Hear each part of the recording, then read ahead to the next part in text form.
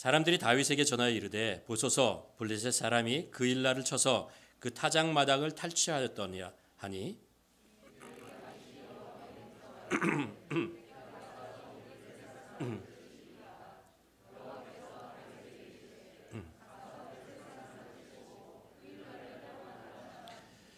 다윗의 사람들이 그에게 이르되 보소서 우리가 유다에 있기도 두렵거늘 하물며 그일라에 가서 블레셋 사람들의 군대를 치는 일이리까 한지라.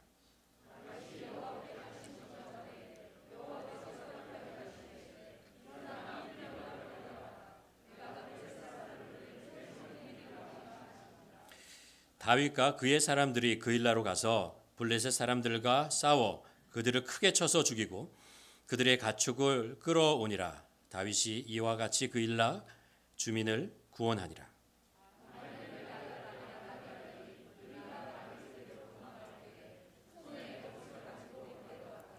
7절 함께 읽겠습니다. 다윗이 그일라에 온 것을 어떤 사람이 사울에게 알림해 사울이 이르되 하나님이 그를 내 손에 넘기셨도다. 그가 문과 문 빗장에 있는 성읍에 들어갔느니 갇혔도다. 아멘. 아까 유장원 집사님도 말씀하셨지만 우리가 세일의 기도회를 하고 있습니다. 이제 세일회라는 게 이제 일회가 3번 있다는 거잖아요. 7일이 3번, 그래서 3주 동안 21일 동안 다니엘이 이제 바벨론에서 기도했던 것, 하나님의 뜻을 구하고 기도했던 것 우리가 기억하면서 우리도 1년에 한 번잖아요. 우리가 보니까 2015년부터 계속 세일의 기도에 참여하고 있습니다. 세계 14,700개 교회가 참여하는 것 같아요.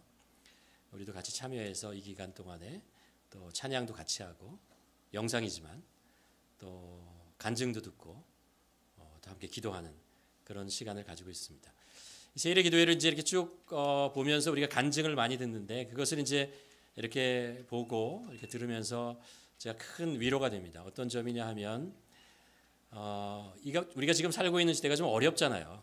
다양한 어려운 상황 속에 있는데 그 간증 얘기를 들으면서 그래도 하나님의 사람들이 정말 있는 자리에서 이런저런 곳에서 신실하게 그리스도인으로 살아가고 있구나 라는 것들을 그 속에서 이제 발견하게 됩니다.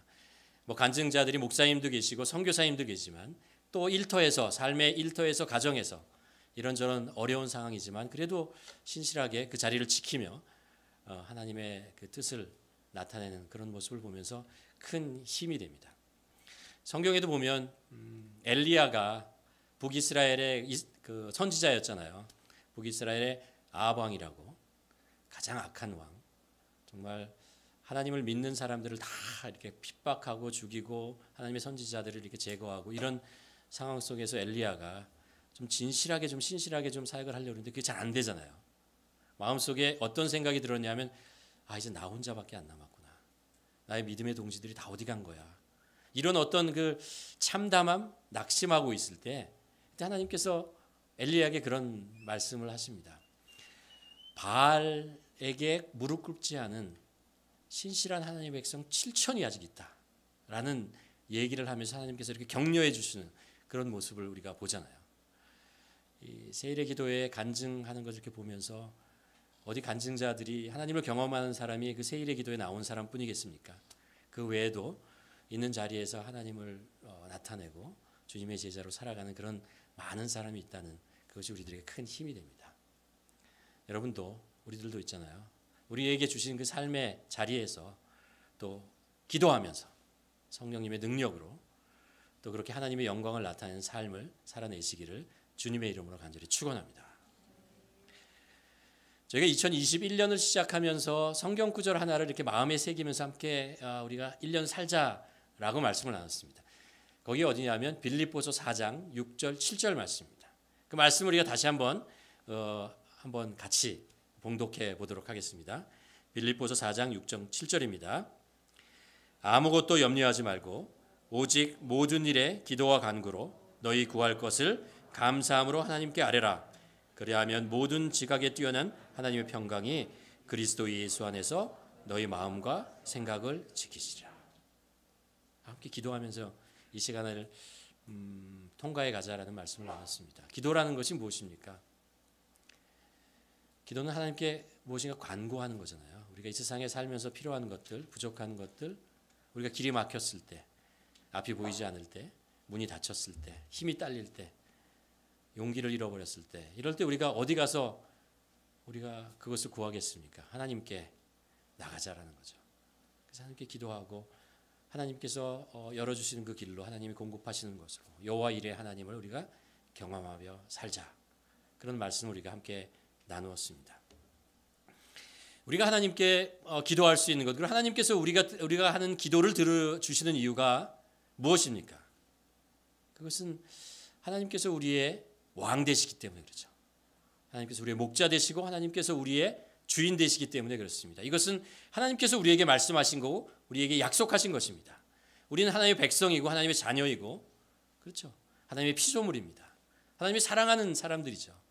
그러니까 우리가 하나님께 담대하게 기도할 수 있고 또 예수 그리스도께서 십자가에서 우리를 위해서 죽으신 이유가 우리를 구원하시기 위해 하신 거기서 머문 게 아니죠. 구원해서 하나님과의 관계를 다시 회복하는 것, 하나님의 자녀가 되는 것, 그것이 바로 십자가의 목적이고 예수 그리스도께서 이 땅에 오신 것 이유입니다.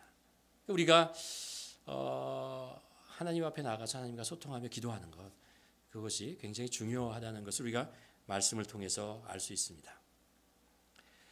그런데 언제 우리가 하나님 앞에 나가서 정말 솔직하게 이렇게 마음을 열고 진실되게 기도하는가, 기도할 수 있는가라는 것을 지난주에 우리가 말씀을 통해서 좀 보았습니다. 언제냐 하면 우리가 우리의 마음이 가난할 때예요. 우리의 마음이 정말 가난해져 있을 때, 그때 우리가 정말 하나님 앞에 나가서 진실로 하나님 앞에 간절한 마음으로 하나님을 찾을 수 있다라는 거죠. 다윗은요, 어렸을 때부터 하나님을 찬양했습니다. 하나님께 기도했고 하나님께 예배드리고 그랬습니다. 그렇지만 다윗이 진심으로 하나님을 찾았고 하나님의 뜻을 구했을 때 그때가 언제부터인가라고 보면 정말 다윗이 모든 것을 잃었을 때입니다. 모든 것을 빼앗기고 계속해서 사울 왕으로부터 이렇게 고난을 받고 피해 다니고 숨고 정말 그렇게 참담하게 살고 있을 그때에 성경은 우리들에게 다윗이 하나님 앞에 나와서 하나님께 하나님의 뜻을 구하고 하나님의 인도하심을 받았다. 그것을 오늘 사무엘상 23장 지난주에 우리가 함께 나누었습니다. 절망했을 때, 가난했을 때, 자신의 부족함을 진정으로 깨달았을 때 하나님 앞에 나갔다는 거죠. 하나님의 위대하심 압니다. 그렇죠? 그러나 그것뿐만 아니라 또 하나 깨달아야 할 것이 뭐냐면 우리가 이 세상에서 얼마나 보잘것없는 존재인가라는 거죠. 사탄의 그 도전과 위협과 세상 속의 여러 가지 권력과 권세와 그런 것들 앞에서 우리가 얼마나 무기력하고 연약하고 유혹에 빠지기 쉽고 넘어지기 쉬운 존재인가라는 것을 우리가 깨달았을 때 그때 우리가 정말 하나님 앞에 진심으로 나아가서 기도할 수 있다는 것을 합니다. 그래서 저희가 늘 말씀드리지만 신앙이 성숙하다는 것이 무엇입니까? 신앙이 성숙하다는 것은 우리가 많이 배우고 많이 경험하고 또 많이 알기 때문에 그래서 이제 내가 나 스스로 하나님의 일을 할 수 있게 되었다라는 것, 그것이 성숙함이 아니라고 했죠. 오히려 성숙함이라는 것은 내가 연약하고 부족하고 모자라는 것들을 정말 깊이 더 깨닫고 이 세상 살아가면서 믿음으로 산다는 것이 얼마나 힘들고 어려운 것이냐가 주님의 제자로 이 땅에서 하나님의 이름을 나타내고 하나님의 영광을 나타내는 것이 정말 어렵다는 것을, 힘들다는 것을 깨닫고 그래서 내가 내 연약함과 부족함을 더 알았기 때문에 하나님을 더 의지할 수밖에 없고 하나님께 더 가까이 가야 할 수밖에 없다는 것을, 전능자의 그늘 아래 있어야 내가 살 수 있다는 것을 깨닫는 것, 그것이 더 신앙이 성숙한 것이다라고 말씀드렸죠. 그렇기 때문에 신앙이 성숙한 사람은 더 기도하게 됩니다. 더 기도하게 돼요. 다윗의 얘기를 살펴보면서 다윗이 인생의 바닥을 치고 있을 때 비로소 자신의 연약함을 자신의 연약함이 만천하에 드러났을 때, 그럴 때 비로소 그가 정말 자신을 깨닫고 하나님 앞에 기도하며 나아가는 것, 서서히 하나님 앞에 기도하는 사람으로 변해가는 것을 볼 수 있습니다. 한 번 기도하고 응답받는 것보다 더 중요한 게 있잖아요. 기도를 많이 하는 것보다 더 중요한 게 기도의 사람이 되는 거라고 그랬죠. 사람. 상황이 우리를 기도하게 만듭니다. 그러나 우리의 신앙이 좀 더 가난해졌을 때는, 그리고 하나님 앞에 나아갈 때 우리는 기도가 우리 인생을 만들어 간다는 것을 알게 됩니다. 누가 우리 인생을 만듭니까? 하나님께서 우리의 인생을 만드시는 거죠.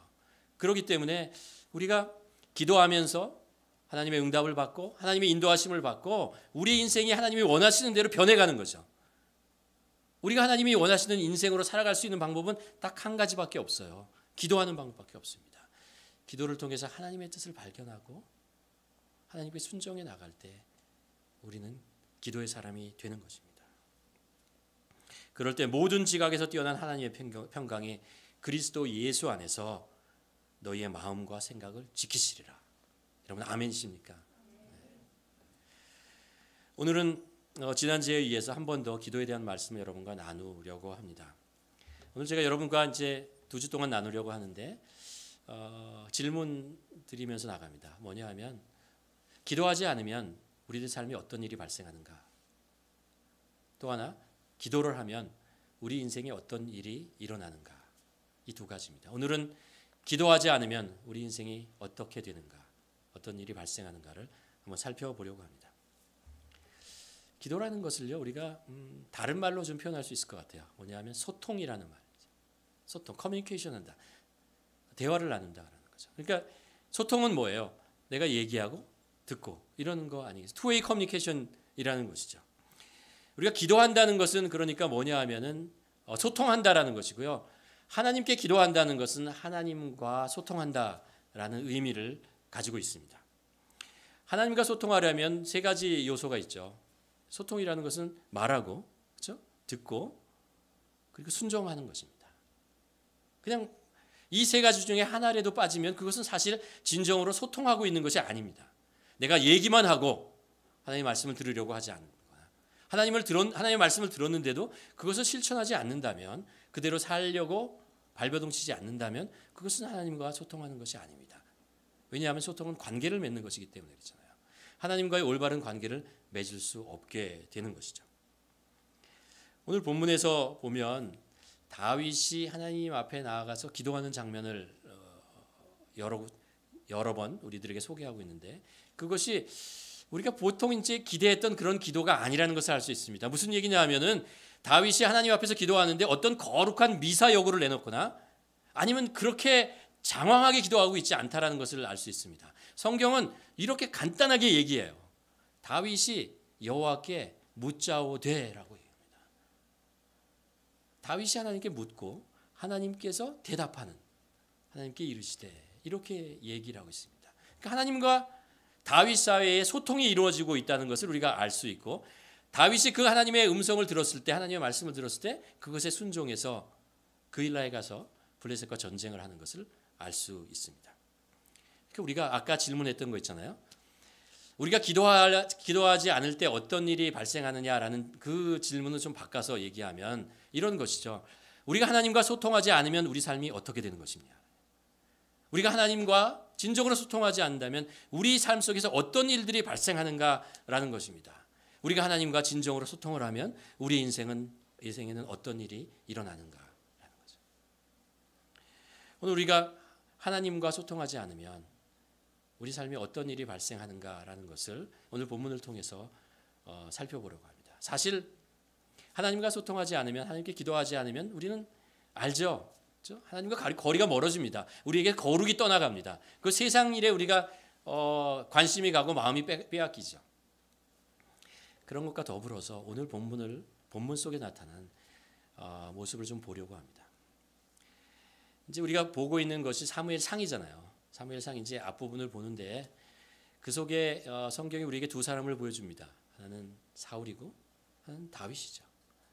사울의 삶과 다윗의 삶을 우리가 이렇게 정의할 수 있을 것 같아요. 사울은 하나님과 소통하지 않은 사람이다. 하나님과 소통하지 않으며 살았던 사람이 사울이고, 다윗은 누구냐 하면 하나님과 소통하며 살았던 사람이다라고 우리가 정의할 수 있을 것 같습니다. 자, 그렇다면 하나님과 소통하지 않은 사울의 삶이 어떤 일이 발생합니까? 첫째 이거예요. 하나님과 소통하지 않았던 사울은 자기 삶 속에서 나타나는 현상들을 자의적으로 해석하고 판단하고 잘못된 삶을 살아갑니다. 오늘 본문에 보면요, 다윗이 그일라에 가서 블레셋과 싸웁니다. 그래서 그들을 물리치고 거기를 구원하죠. 근데 이 소식을 누군가가 사울에게 고발합니다. 보고를 하죠. 그 얘기를 들은 사울이 어떻게 얘기하냐면 오늘 7절에 보면 이렇게 얘기를 합니다. 7절 말씀을 함께 보도록 하겠습니다. 다윗이 그일라에 온 것을 어떤 사람이 사울에게 알림해 사울이 이르되 하나님이 그를 내 손에 넘기셨으니 그가 문과 문 빗장에 있는 성읍에 들어갔으니 갇혔도다. 하나님이 다윗을요 사울의 손에 넘기려고 그 그일라 성에 보냈다라고 얘기하는 거예요. 이제 너는 죽었다라고 얘기를 하고 있는 것입니까? 그런가요? 하나님께서 다윗을 사울의 손에 넘기시려고 그일라 성으로 보냈습니까? 아니죠. 아니에요. 하나님께서는 다윗을 그일라 사람들을 구원하기 위해서 블레셋에 고통받는 그일라 이스라엘 백성들을 구원하기 위해서 다윗을 그곳에 보냈고 그래서 승리했습니다. 근데 지금 사울은요 그 상황을 어떻게 해석하고 있냐 하면요, 하나님께서 사울을 내 손에 붙이기 위해서 잡히게 하기 위해서 그일라 성으로 보냈다는 거예요.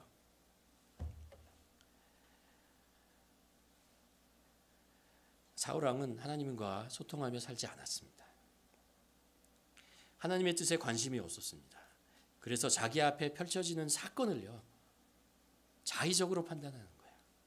하나님의 뜻을 자의적으로 해석하면서 살아갑니다. 자신의 계획, 자신의 행동이 맞다는 것을 정당화하기 위해서 하나님이 다윗을 자기의 손에 붙였다고 지금 사람들에게 말하고 다니는 것입니다.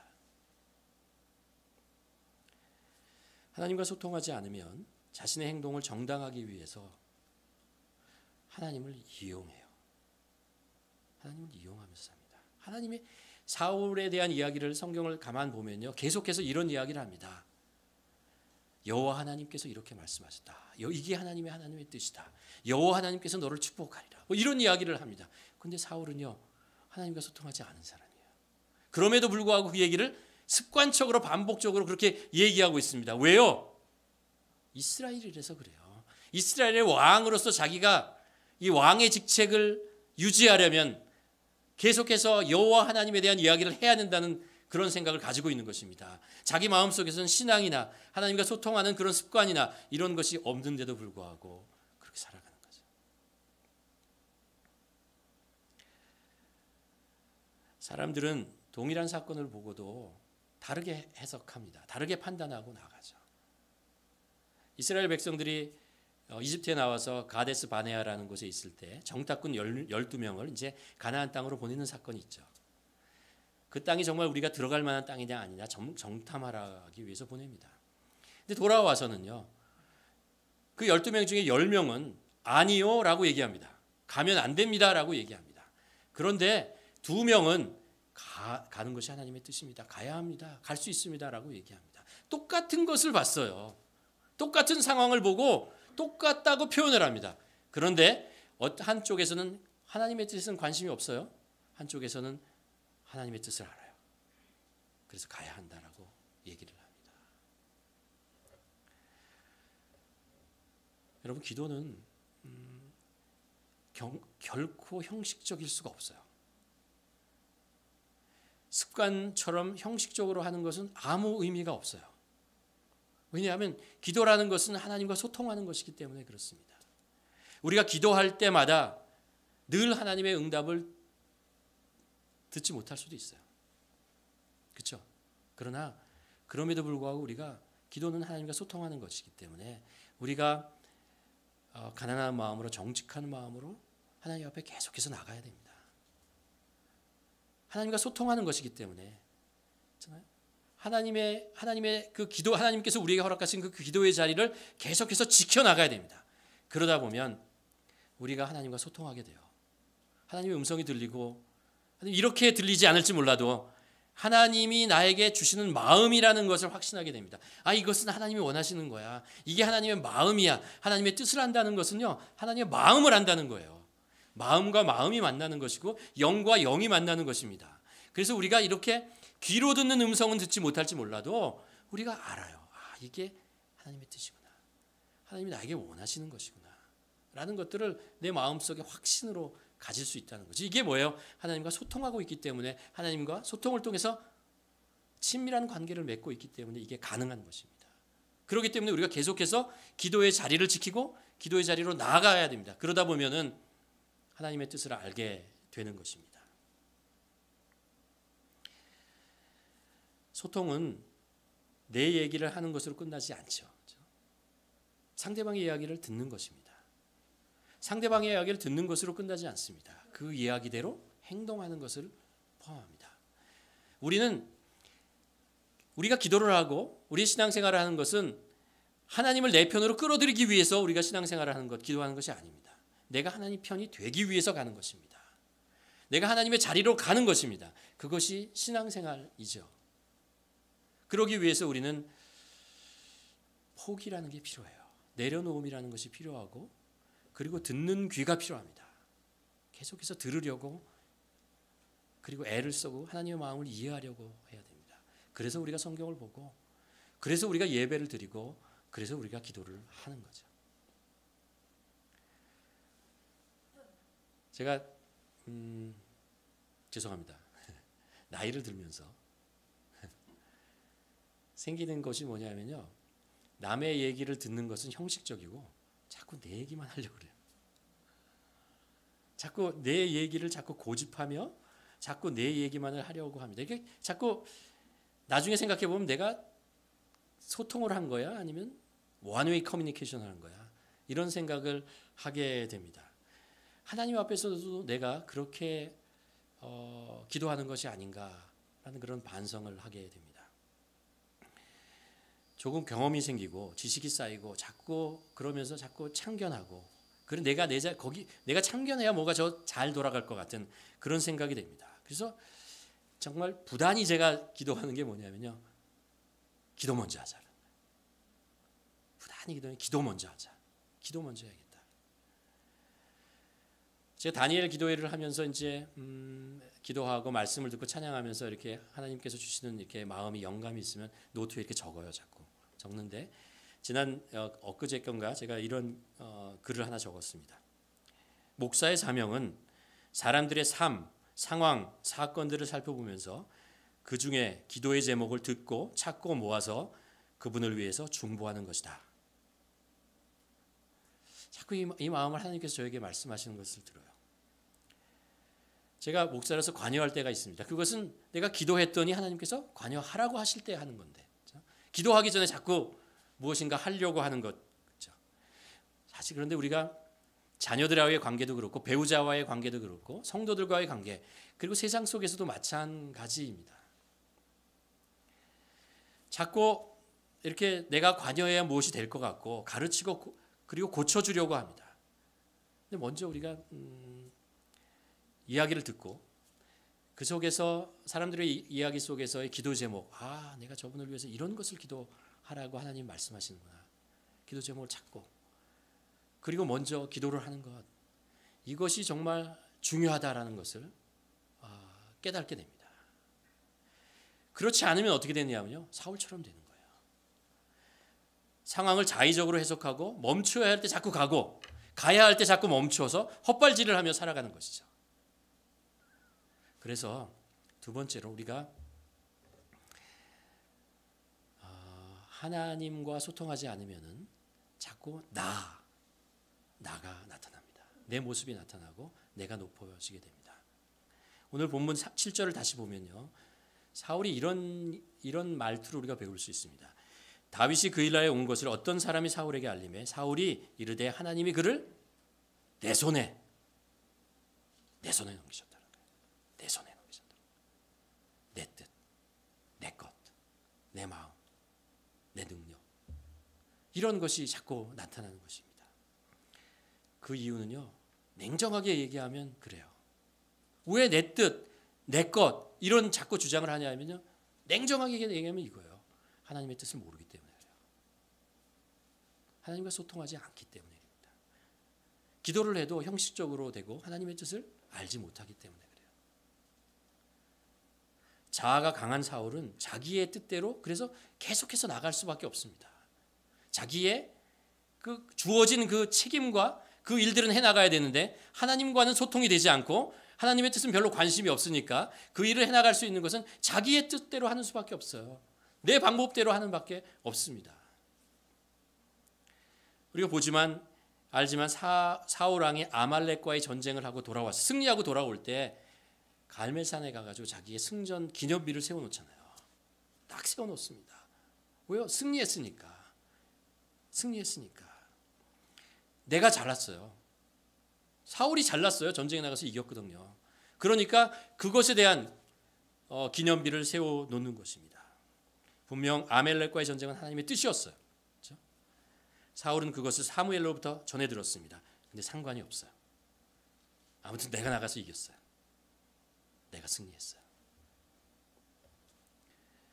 그래서 하나님과 소통하지 않으면 신앙생활을 하면서 하나님과의 관계가요, 부정적인 의미에서 종과 주인의 관계가 되어버려요. 명령하세요. 그런데 그냥 나는 복종하겠습니다. 라는 거예요. 그리고 그죠? 난 복종해서 다 했습니다. 그리고 내가 했습니다. 하나님과 소통하며 겸손하게 그리고 하나님과 가난하게 나갈 때 우리는 하나님의 뜻이 중요한 것입니다. 이 다윗이 하나님과 기도하잖아요. 이 그일라야에 가서 전쟁을 하기 전에 하나님께 기도를 하는데 기도의 내용이 뭐냐면요. 하나님, 그일라에 있는 백성들이 지금 고통을 당하고 있습니다. 블레셋이 처음으로 들어와서 모든 것을 빼앗기고 정말 힘듭니다. 내가 전쟁을 해야겠습니다. 하나님 저에게 능력을 주십시오. 이렇게 기도하지 않았어요. 다윗은 뭐라고 얘기하냐면요. 내가 그일라에 가서 블레셋과 전쟁하는 것이 하나님의 뜻입니까? 사울은요. 다윗은 아무것도 없었어요. 그렇잖아요. 계속 도망 다니고 그 주위에 있는 사람들은 뭐예요? 원통한 사람, 빚진 자, 뭐 이런 사람들이었어요. 뭐 전쟁을 할 수 있는 상황이 아니었어요. 그런데 이게 하나님의 뜻이면 내가 전쟁을 그냥 나갈게요. 라고 얘기하고 있는 거예요. 다윗에게 중요한 것은 자기가 가지고 있는 형편이 아니고 상황이 아니고 하나님의 뜻이었다는 거예요. 하나님의 뜻이면 내가 순종하고 나아가겠다는 거예요. 그리고 전쟁에서 승리했어요. 그리고 나서 성경에서는 어디에도 다윗이 승리했다, 다윗이 다윗이 자기의 이름을 높여드리는 건 하나도 없어요. 그냥 다윗이 그들을 구원했다. 끝. 하나님의 뜻을 이룬 것입니다. 순종했기 때문에 하나님께서 다윗에게 능력을 주시고 승리하게 만드신 것입니다. 그것이 중요하다는 거죠. 세 번째로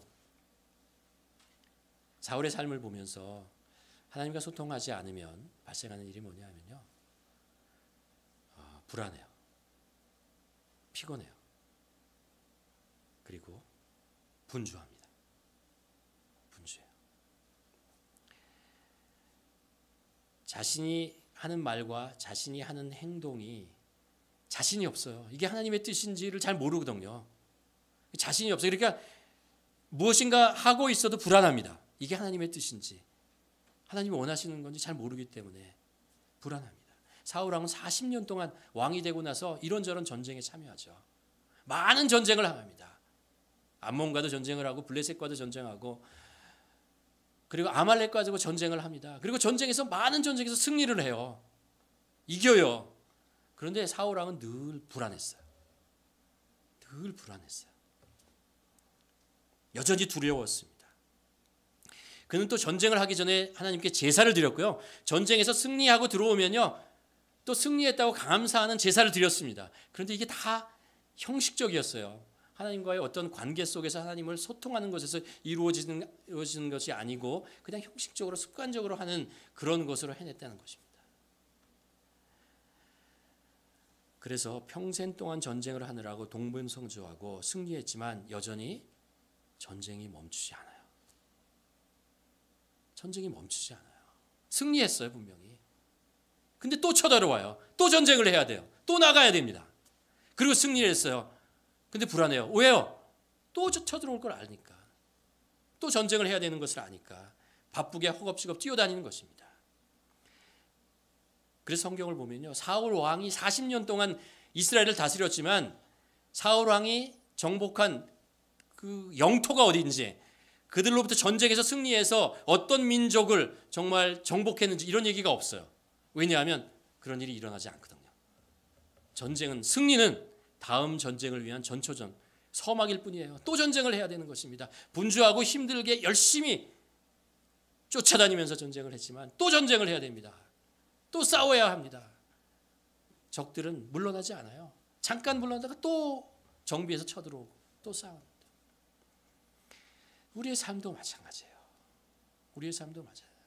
분주하고 피곤하고 힘들고, 왜 동일한 일들을 반복해서 나는 잘했는데, 이루었다고 생각했는데 그것으로 끝나지 않고 계속해서 문제와 상황이 또 생기고 또 반복되고 그러면서 살아가는 것입니다. 왜요? 하나님의 뜻이 아니기 때문에 그래요. 하나님과 소통하지 않기 때문에 그래요. 제가 80년대, 90년대에 신앙생활 하시는 분들은 아마 한두 번씩 읽어보았을 책이 있습니다. 뭐냐면 골든 맥도널드라는 사람이 쓴 책인데요. 내면 세계의 질서와 영적 성장이라는 것입니다. 그 당시에 굉장히 많은 젊은이들이 읽었던 책인데, 내면 세계의 그 질서, 영적 성장. 거기 어떤 얘기를 하냐면은 분주하게 쫓겨다니는 사람에 대한 이야기를 합니다. 그런 그 마음의 평안이 없고 분주하게 쫓겨다니는 사람의 특징을 얘기하면서 이런 이야기를 합니다. 쫓겨다니는 사람은 오직 무엇인가를 성취하였을 때 만족을 느끼고 그것을 집착한다. 쫓겨다니는 사람은 온전한 인격에는 별 관심이 없는 경향이 있다. 쫓겨다니는 사람은 대인관계의 기술을 닦는데 신경 쓰지 않고 경쟁심이 강하다. 화산처럼 격노한 분노를 품고 있다. 대개 비정상적으로 바쁘고 노는 것을 싫어하고 영적인 예배를 피한다. 누구예요? 사울왕이에요. 사울왕의 모습이에요. 사울왕이요, 게으르지 않았어요. 열심히 늘 자기의 직무에 충실했던 사람이에요. 전쟁이 나면 한 번도 피하지 않았어요. 전쟁에 나갔어요. 승산이 있건 없건 왕의 책임으로서 그냥 나갔어요. 그런데 전쟁이 멈추지 않아요. 계속해서 전쟁을 하고 결국 전쟁터에서 죽어요. 전쟁터에서 죽고 맙니다. 왜 그렇게 되었는가? 왜 사울은 그렇게 되었는가? 오늘 본문을 통해서 발견하는 것은요, 그가 하나님과 소통하지 않았기 때문에 그래요. 하나님의 뜻에 관심이 없었기 때문에 그래요. 하나님과 관계를 맺지 못했기 때문에 그렇습니다. 전능하신 분, 우리 삶의 주인이신 그분과 소통을 하면서 살아야 되는데 그렇게 하지 못했기 때문에 그렇습니다. 그의 성취욕은 그의 내면에 있는 불안감을 해소하기 위한 수단이었습니다. 그의 부지런함은 다른 사람으로부터 인정받기 위한 방편이었습니다.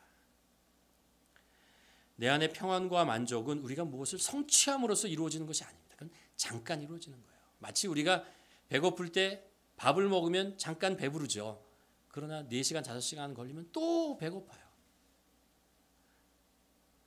이 우리 안의 평안과 만족이라는 것은 하나님께서 주시는 것입니다. 하나님과의 관계 속에서 오는 것입니다. 그래서 아까 읽은 빌립보서 4장에서 이렇게 얘기를 하죠. 아무것도 염려하지 말고 오직 모든 일에 기도와 간구로 너희 구할 것을 감사함으로 하나님께 아뢰라. 하나님과 소통하며 살라는 거예요.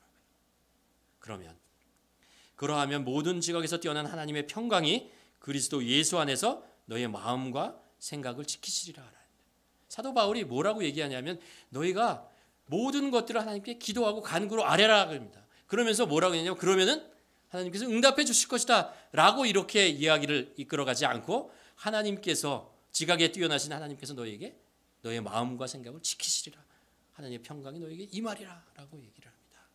여러분, 우리 삶에 정말 소중한 것이 무엇입니까? 무엇을 성취하고 얻어내는 것입니까? 아니에요. 우리가 성취하고 얻어내는 것은 잠깐의 기쁨이고 잠깐의 만족과 쾌락은 줄 수 있지만, 기쁨을 줄 수 있지만 그게 오래가지 않아요. 왜 우리가 그것을 얻으려고 합니까? 왜 그것을 찾아다니면서 동분서주합니까? 마음의 평안, 행복, 이런 것 때문에 그런 것이 아닙니까? 그것은 세상에서 오는 것이 아니고 하나님으로부터 오는 것이다라는 거예요.